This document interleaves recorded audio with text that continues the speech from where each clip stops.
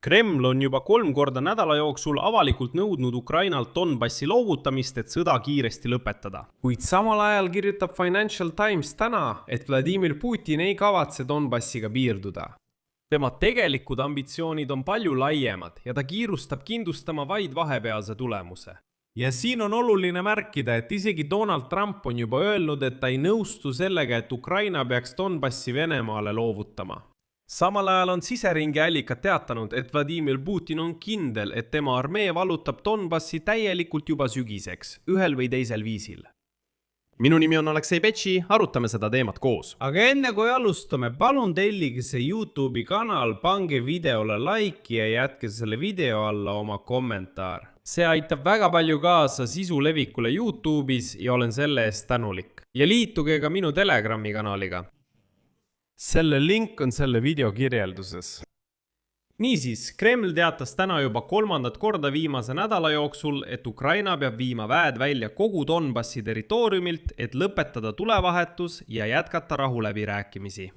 Täna ütles Putini pressiesindaja Dmitri Peskov, et Zelenski peab andma Ukraina relvajõududele käsu tuli lõpetada ja lahkuda Donbassi territooriumilt ning väidetavalt algavad kohe pärast seda rahuläbirääkimised. Tahan märkida, et pühapäeval tegi sarnase avalduse Putini nõunik Juri Ušakov. Tema sõnul ei ole läbirääkimistel mingit mõtet, kui Ukraina relvajõude Donbassist välja ei viida. Võib pidada kas või 10 läbirääkimiste voorusid, kuid need ei too tulemust. 3 päeva enne seda ütles ta samuti, et 3-poolsete läbirääkimiste jätkamine USA-Ukraina-Venemaa formaadis muutub mõistlikuks alles siis, kui Kiiev viib oma väed Donbassist välja. Isegi kui Ukraina annaks ilma võitluseta ära ülejäänud osa Donbassist, oleksid edasised läbirääkimised, tsiteerin, paratamatult väga keerulised ja sisaldaksid palju olulisi detaile. See tähendab, et ühelt poolt nad ütlevad, et andke Donbass ära ja siis algavad läbirääkimised, aga teiselt poolt need läbirääkimised kestavad igavesti. Ja selle taustal kirjutab Financial Times täna, et Venemaa Föderatsiooni kõrgeim sõjaväeline juhtkond veenis president Vladimir Putinit, et Vene väed suudavad kogu Donbassi sügiseks vallutada. Kremli ja Ukraina luurele lähedaste allikate andmetel veenis Venemaa sõjaväeline juhtkond Putinit, et Donbassi üle saab täieliku kontrolli saavutada juba sügiseks, väites, et Ukraina ei suuda neid alasid kindlasti kaitsta. Nagu Putini sõjaväelased kinnitavad, on võimalik septembriks-oktoobriks jõuda Donetski oblasti administratiivpiirideni. Aga nüüd tuleb kõige olulisem. Nagu kirjutab Financial Times, viidates oma allikatele, on Kremlis juba otsustatud, et pärast kontrolli saavutamist Donbassi üle kavatseb Vladimir Putin oma relvarahu saavutamiseks esitatavaid nõudmisi suurendada ja võib laiendada territoriaalseid pretensioone. Ukraina sõjaväeluure juhi asetäitja Vadim Skibitski ütles, et edu Donbassis võimaldab Kremlil esitada täiendavaid nõudmisi. Tema sõnul võib Putin seejärel nõuda Hersoni ja Zaporižia oblastite üleandmist, mille Venemaa kuulutas ebaseaduslikult Vene vägede kontrolli alla. 2022 aastal nende märkimisväärne osa on endiselt Ukraina kontrolli all, kuid seegi pole veel kõik. Vladimir Putin võib karmistada territoriaalseid nõudmisi Ukrainale pärast Donetski oblasti täielikku okupeerimist.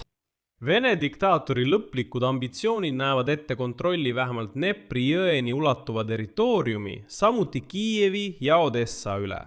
See tähendab, et stsenaarium, mida avalikult ei arutatud kui realistlikku, kõlab nüüd nii. Putin tahab kas kogu Dnepri jõe äärset ala, lisaks Kiievit ja Odessat.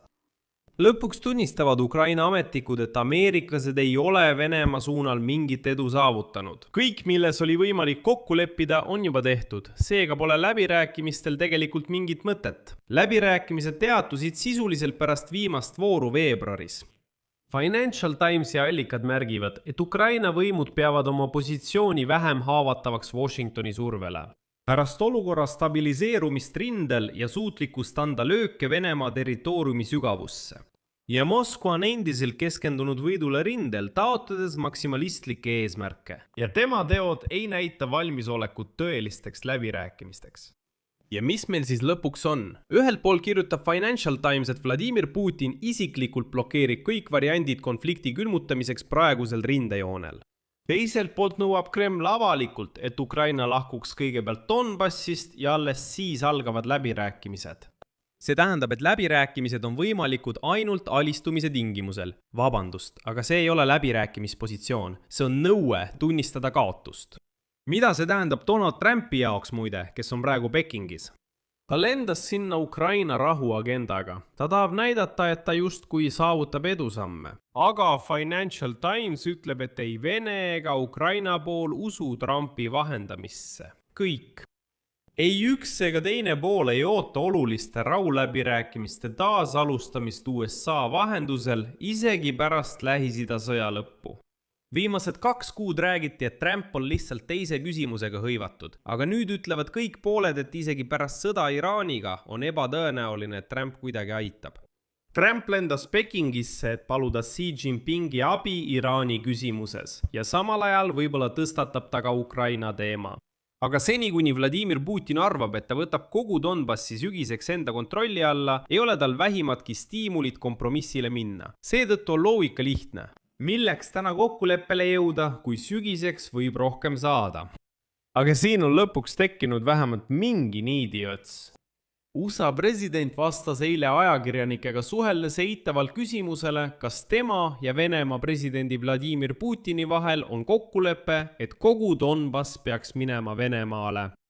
Vaatame siis, kuidas Trump edasi käitub, kuid seni pole tema vahendus tegelikult rahuni viinud. Kuigi ta kinnitas eile taas, et sõda Ukrainas lõpeb peagi. Siin panen praegu 3 punkti. Kirjutage oma arvamus ja järeldused selle video alla kommentaaridesse. Tellige kanal, vajutage kellukesele ja ärge unustage laikida. Kui soovite toetada selle YouTube'i kanali tööd, saate seda teha rahaliselt, tehes annetuse või tasulise sponsortellimuse selle video all olevate linkide ja rekvisiitide kaudu või teie ekraanil oleva QR-koodi abil. Olen tänulik igasuguse toetuse eest. Sellega on kõik, hoolitsege enda eest, kõike head!